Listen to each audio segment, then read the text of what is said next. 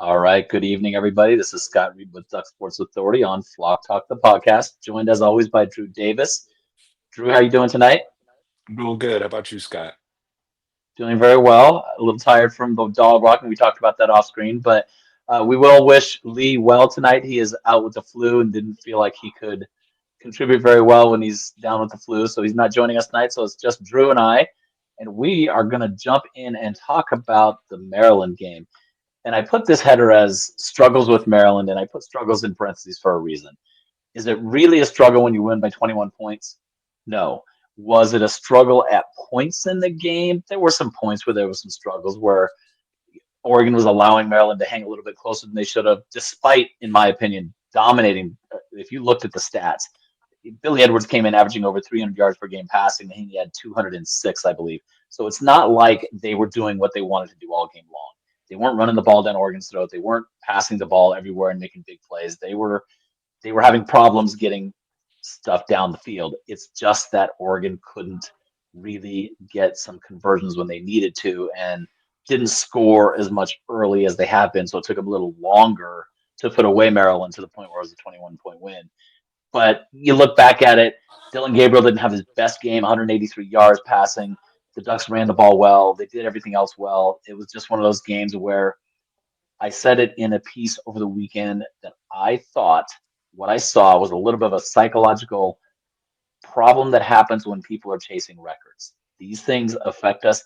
The fact that the Ducks addressed the records as a part of their Ducks versus them piece this week, it lends some credence to the fact that I think there's just that when you're chasing records, it is something that kind of creates a little bit of a different approach sometimes, and it can cause a little bit of flaw. And I think we'll see that change as we head into this week. What do you see kind of on that, Drew?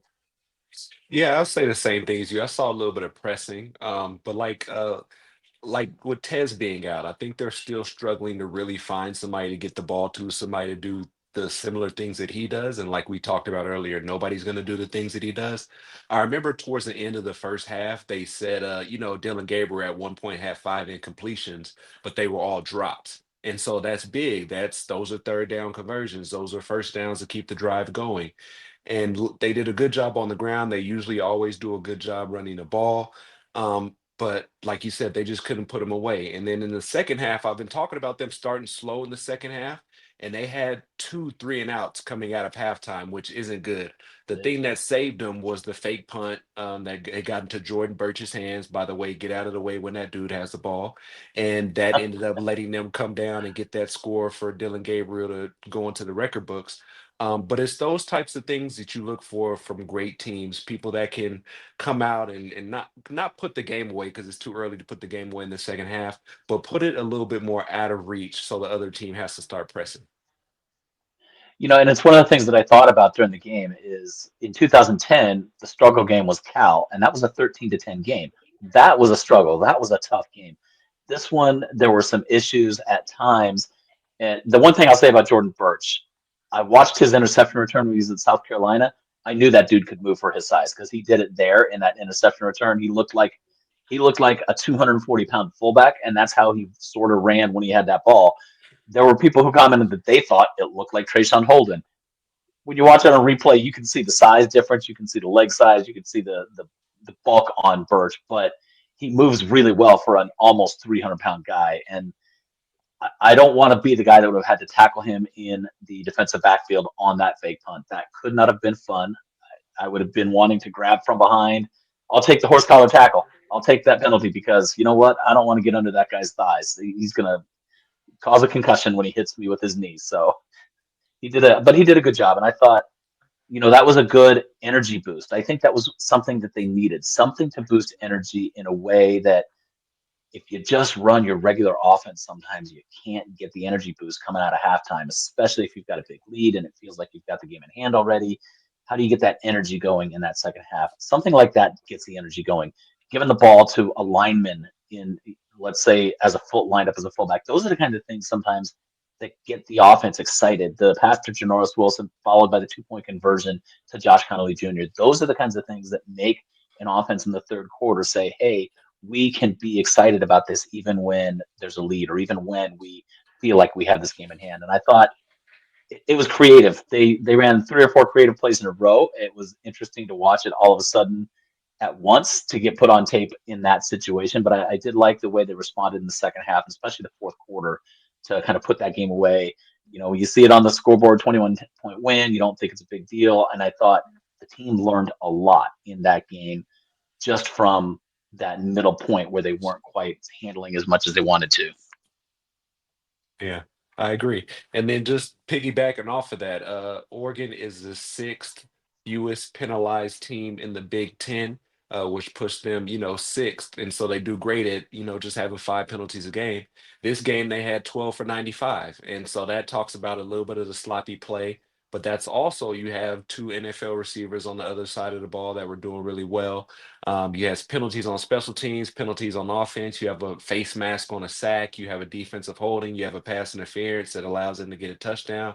Like those types of things add up. And these, I guess you could say these are the type of games you would want to have a messy game with 12 penalties. You definitely wouldn't have want to have something like this against Ohio State or even this weekend with Wisconsin to keep them in the game and keep them in the hunt.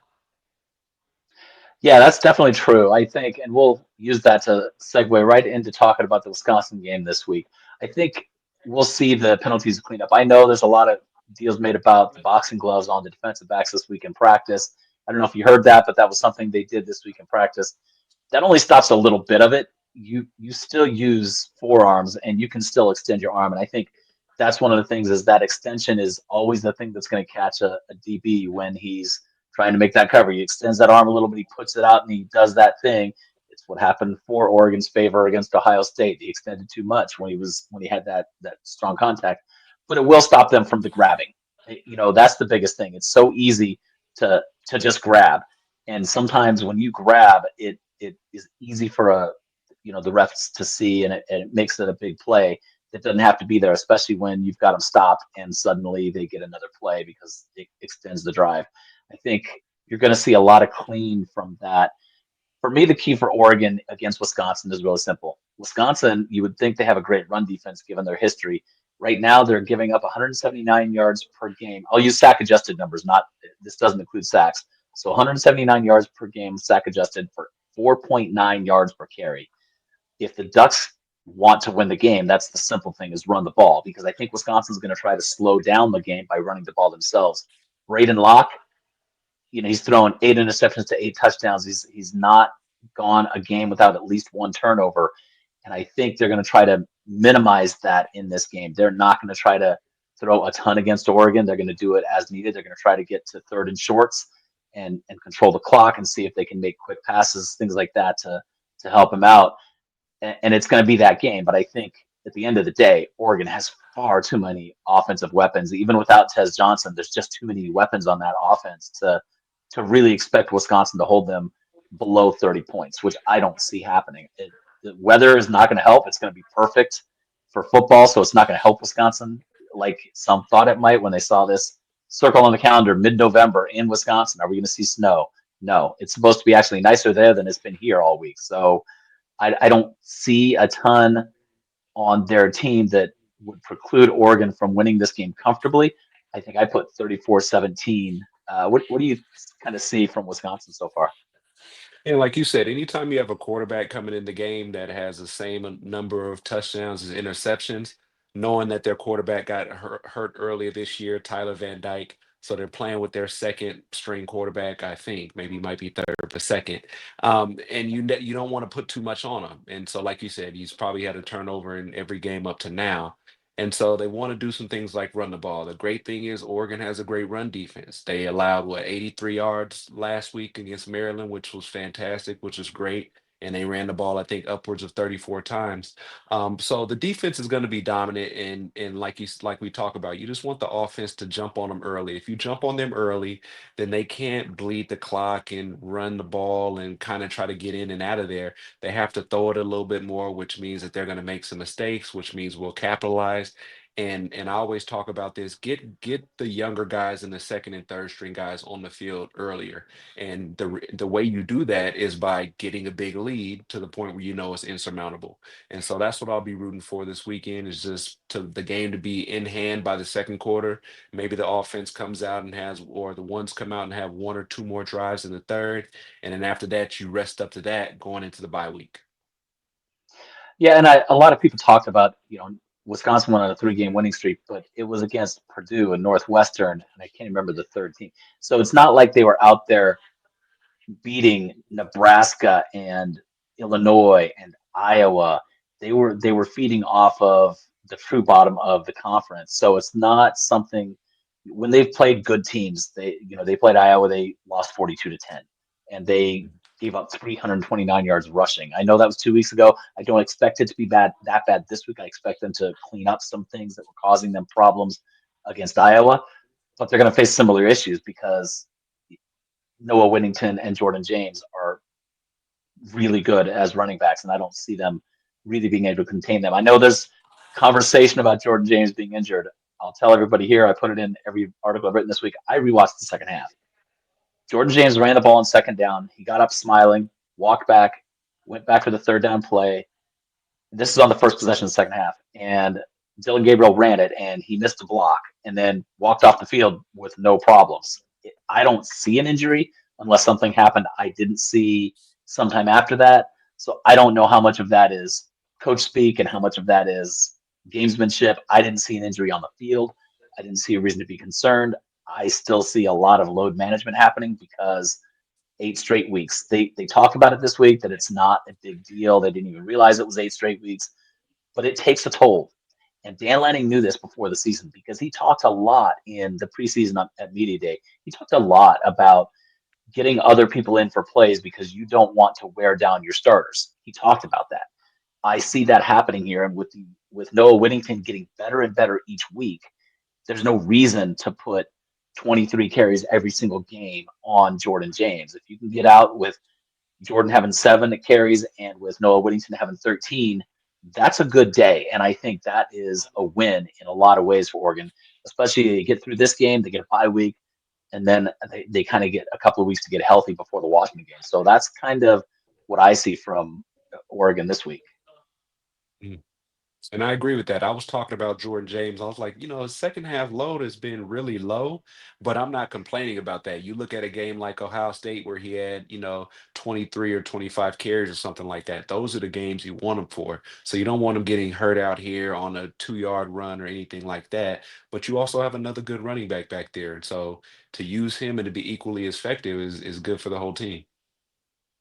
I agree 100%. I had this as, I think I put a final of 34-17. I think, that's a 70, it covers the spread at 17 points. It may not be as much as some people want, but I think it's going to be teams feeling each other out at first and then Oregon pulling away.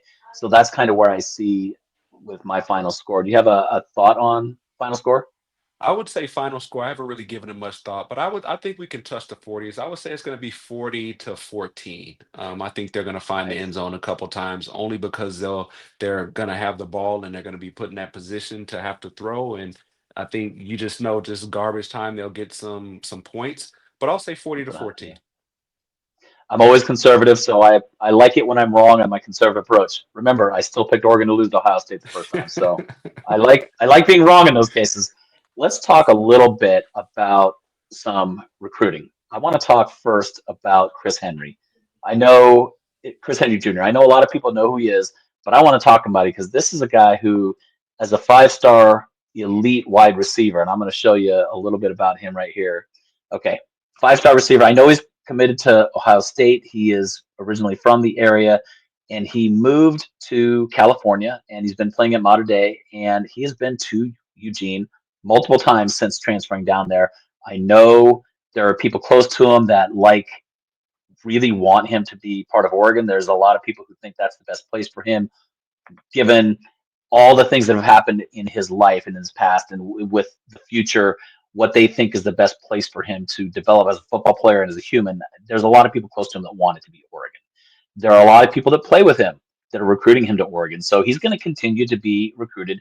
He's been committed to Ohio State for over a year and hasn't wavered in that commitment per se, but he's been to Eugene a lot. And I know he likes the program, and I know he loves Dan Lanning, he loves Junior Adams.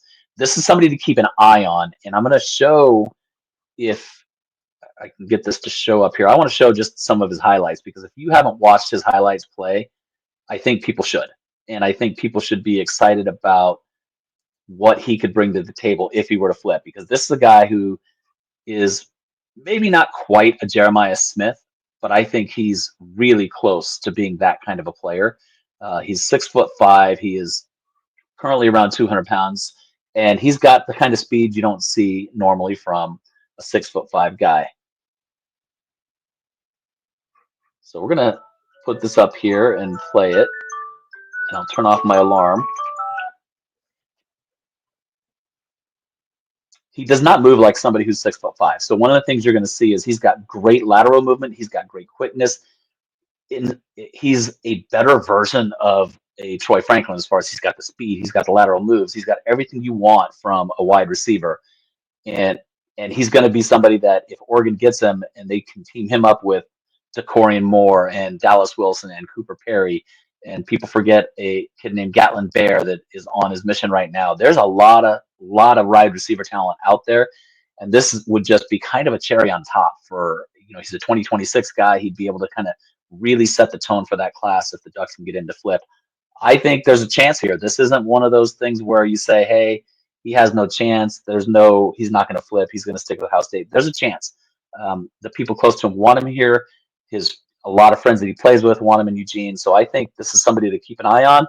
Definitely a really, really talented kid that is going to be a difference maker no matter where he ends up.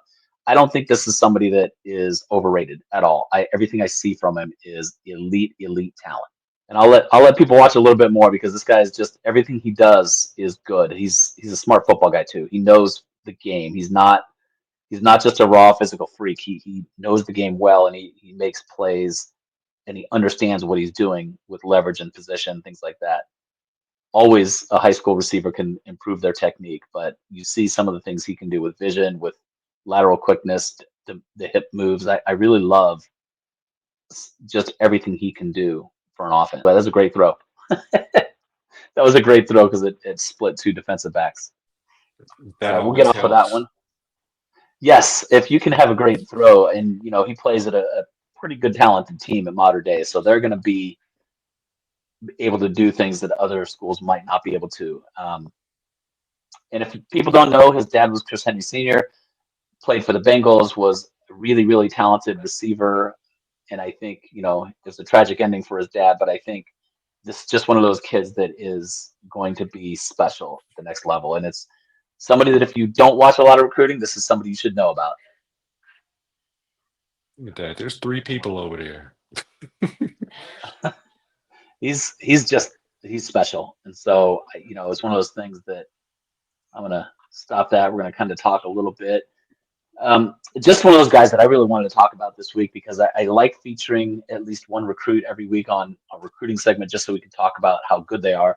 But I'm going to move, because I've got a second recruit to talk about this week, and that is going to be Vander Ploeg.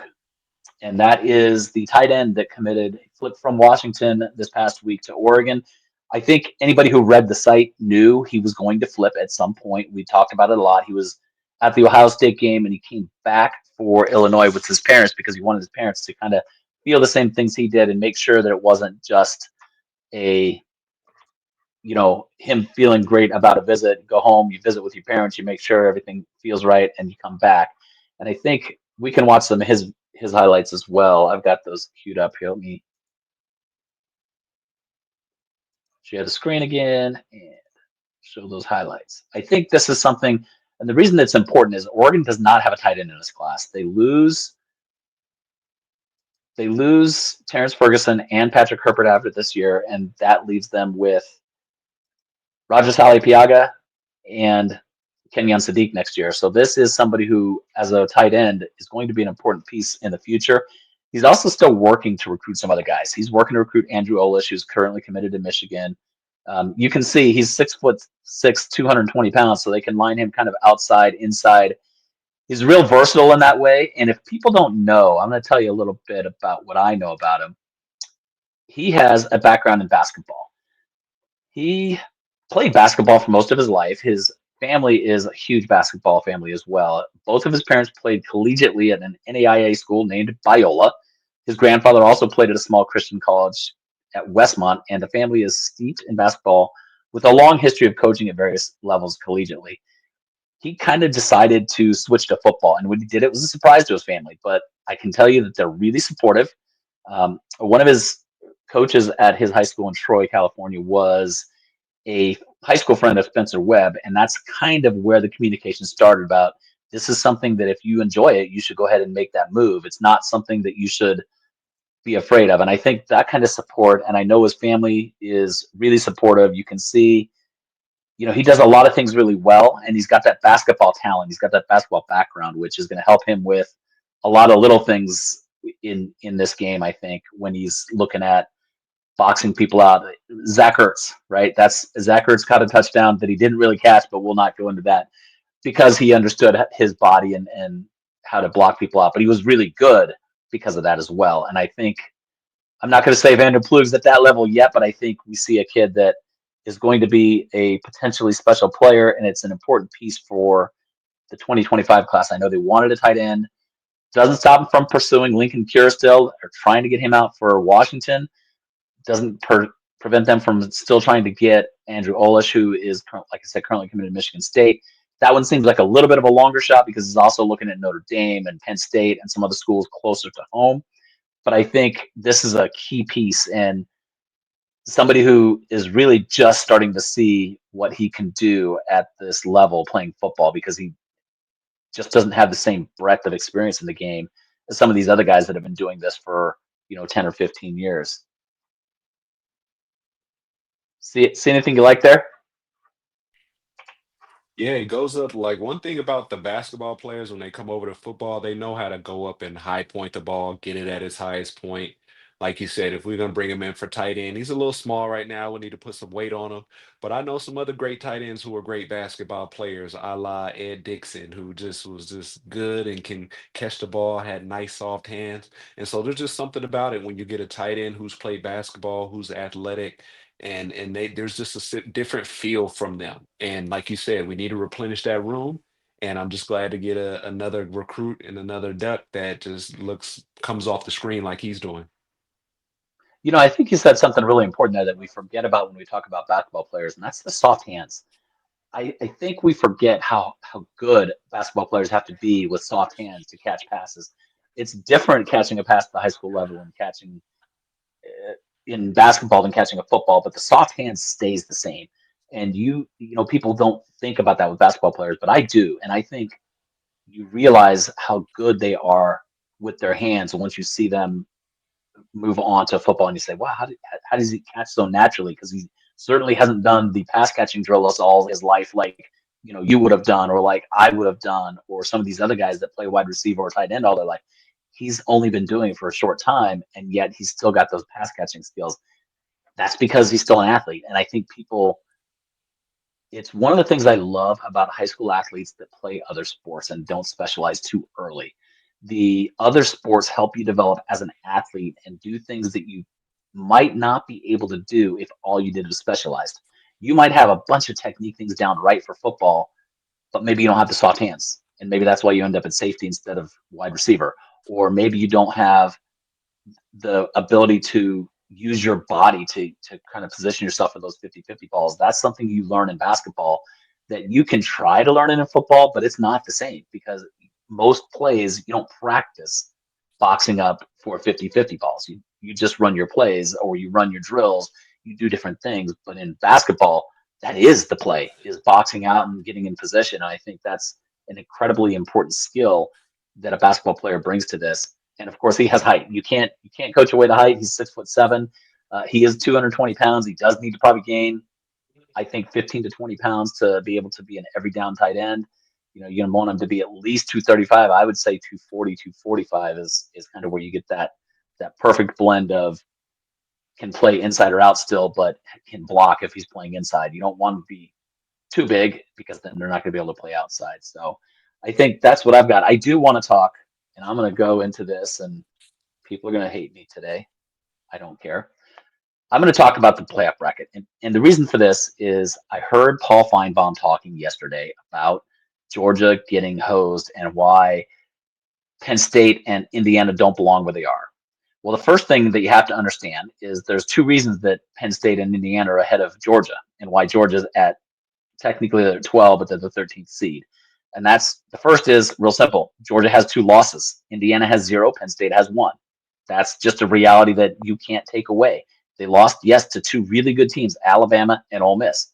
The second problem is Georgia's suffering from what we'll call a recency bias. Their most recent game, they got beat really bad by Ole Miss. They got manhandled up and down the field by Ole Miss. Yes, Ole Miss has done an incredible job getting defense, especially their defensive line, improved in the offseason through the portal, through some signings, different things. But they manhandled Georgia. And so when voters went to the polls, what were they supposed to do? What was the College Football Playoff Committee supposed to do? Say, yeah, you just got manhandled, but we're going to go ahead and put you ahead of two teams that have less losses. Is Indiana as good? We don't know that yet. We'll find out next week when they play Ohio State. Is Penn State as good? No way to know. They lost one game. It was to Ohio State. They don't really have a challenging schedule ahead of them, but they played close and they actually were in that game against Ohio State to the end. So there's not something there that says that team is undeserving of being ranked. Are they the fourth best team in the country? Maybe, maybe not. They're not going to get a number 4 seed. I think this is something that bothers me about it the most. And that is this is what the SEC got away with for decades. That was having two or three teams really good pull everybody else up with them.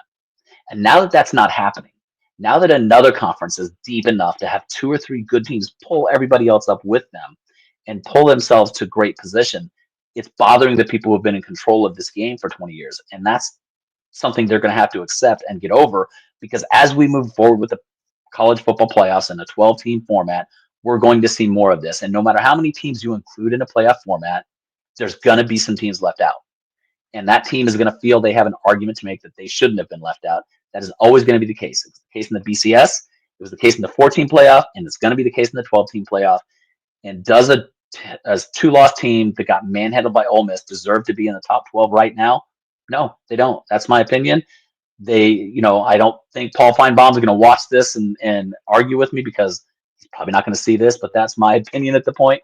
And I just wanted to share that because I do want to kind of expand a little bit at times. We've got to start thinking about what the college football playoff is going to look like because Oregon is almost surely going to get in unless the rails fall off or the wheels fall off. Something happens down the stretch. They're going to get in. Even if they don't win the conference championship game, they're going to get in. So we have to start thinking about, hey, how does this stuff starting to shape up and look out there? I think either way, Oregon's going to be in really good shape with what they're going to face. And I kind of like the poll. I liked what they did. I like that, you have two losses. You're the top ranked 2-loss team. Are you deserving in the current field of teams with two losses? Do you deserve to be ahead of a 1-loss or a 0-loss team for a playoff spot? They said no, and I agree with that decision. Mm. And like you said, everything over the next couple weeks is going to kind of help figure it itself out.